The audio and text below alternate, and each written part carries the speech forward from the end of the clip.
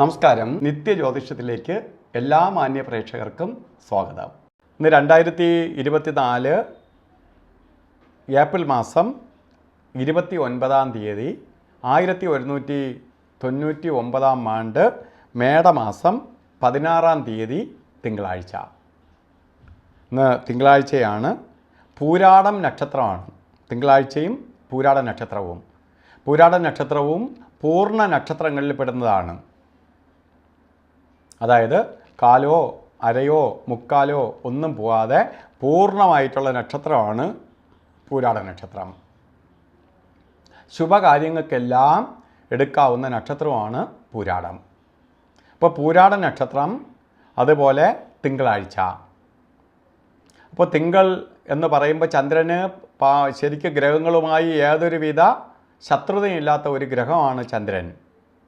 ചന്ദ്രഭഗവാന്റെ ദിവസവും കൂടിയാണ് ഇന്ന്. അപ്പോൾ എന്ത് ശുഭകാര്യത്തിനും നമുക്കിന്ന് എടുക്കാം. പക്ഷേ പൂരാട നക്ഷത്രം ഇന്ന് ബർത്ത്ഡേ വന്നിട്ടുള്ളവർ, ബർത്ത്ഡേ എന്ന് പറയുമ്പോൾ നമ്മളൊരു ബർത്ത്ഡേക്ക് ഏറ്റവും കൂടുതൽ പ്രാധാന്യം കൊടുക്കുന്നത് നമുക്ക് ബർത്ത്ഡേ വന്നതുമായി ബന്ധപ്പെട്ട് അങ്ങോട്ടുള്ള ഒരു വർഷത്തെ ഫലത്തെ ചിന്തിക്കുന്നതാണ്. അപ്പോൾ ബർത്ത്ഡേക്കാരുടെ, പൂരാടംകാരുടെ വാർഷിക ഫലത്തെ ചിന്തിക്കുമ്പോൾ നിങ്ങൾക്ക് ശരിക്ക് ചന്ദ്രൻ്റെ ദിവസം വന്നതുകൊണ്ട് കുറേ സന്തോഷപ്രദമായ അവസ്ഥകൾ വന്നു ചേരും. കുടുംബത്തിനകത്ത് ഐശ്വര്യം ഉണ്ടാവും. വാഹനം വാങ്ങാൻ ആഗ്രഹിക്കുന്നവർക്ക് വാഹനം വരും. അതേപോലെ വീട് വയ്ക്കാൻ ആഗ്രഹിക്കുന്നവർക്ക് വീടിന് അനുകൂലപ്രദമായ അന്തരീക്ഷം ഉണ്ടാവും. അതുപോലെ തന്നെ വിദേശ യാത്രയ്ക്ക് ശ്രമിക്കുന്നവർക്ക് ഏറ്റവും ശുഭപ്രദമായ വർഷമാണ് എന്ന് നിങ്ങൾ അറിയുക.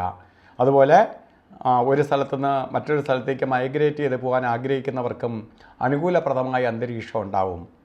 അതുപോലെ ശാരീരിക ബുദ്ധിമുട്ടുകൾ മാറിക്കിട്ടും. കുടുംബത്തിനകത്ത് സന്തോഷപ്രദമായ ഒരു അന്തരീക്ഷം ഉണ്ടാവും. മാതാവിന് സൗഖ്യത്തെ കൊടുക്കും. ഇങ്ങനെ സന്തോഷപ്രദമായ ഒരു വർഷമാണ് നിങ്ങൾക്കെന്ന് അറിയുക. അതുപോലെ തന്നെ ഇന്നത്തെ ദിവസം ബർത്ത്ഡേ വന്നിട്ടുള്ളവർ ചന്ദ്രപ്രീതിക്കായിട്ട് ദേവീക്ഷേത്ര ദർശനം ചെയ്യണം. ദേവിക്ക് വെളുത്ത പൂ കൊണ്ട് അർച്ചനയ്ക്ക് കൊടുക്കണം. പായസ നിവേദ്യം നടത്തണം. അതേപോലെ തന്നെ ക്ഷേത്ര ദർശനം ചെയ്യണം.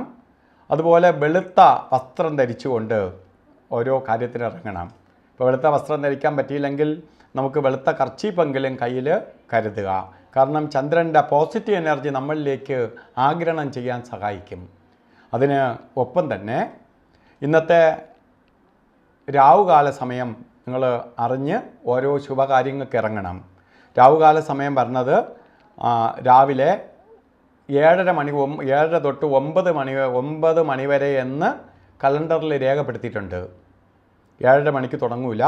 7:58 തൊട്ടാണ് രാവുകാല സമയം.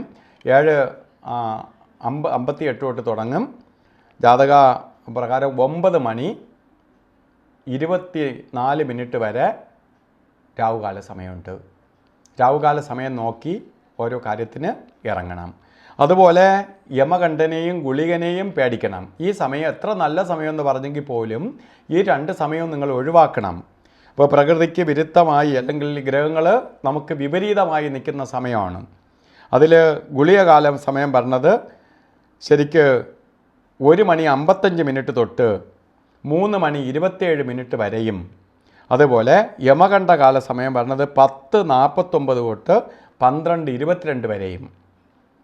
അതുപോലെ അഭിജിത്ത് മുഹൂർത്തം ഇന്നും പറഞ്ഞത് 11:58 തൊട്ട് അഭിജിത്ത് മുഹൂർത്തം ആരംഭിക്കും. 11:58 തൊട്ട് ആരംഭിക്കും. 12:46 വരെ 48 നേരം അഭിജിത്ത് മുഹൂർത്തമുണ്ട്. അപ്പോൾ അഭിജിത്ത് മുഹൂർത്തം നമ്മൾ ഇന്ന് പ്രാധാന്യം കൊടുക്കേണ്ടതില്ല. അല്ലാതെ തന്നെ മുഹൂർത്തമുള്ള ദിവസമാണ്. രാവുകാലവും നമുക്ക് യാത്രയ്ക്ക് മാത്രം മതി. യമകണ്ഠനെയും ഗുളികനെയും മാറ്റിക്കൊണ്ട് നമുക്ക് എന്ത് കാര്യത്തിന് വേണോ ഇറങ്ങാം. അപ്പോൾ ഇന്നത്തെ ദിവസം നിങ്ങൾക്ക് ഭാഗ്യദായകമായ ദിവസമെന്ന് ഞാൻ പറഞ്ഞു. എല്ലാവിധ ഐശ്വര്യം ഉണ്ടാവട്ടെ എന്ന് സർവേശ്വരനോട് പ്രാർത്ഥിച്ചുകൊണ്ട് നിർത്തുന്നു. നന്ദി, നമസ്കാരം.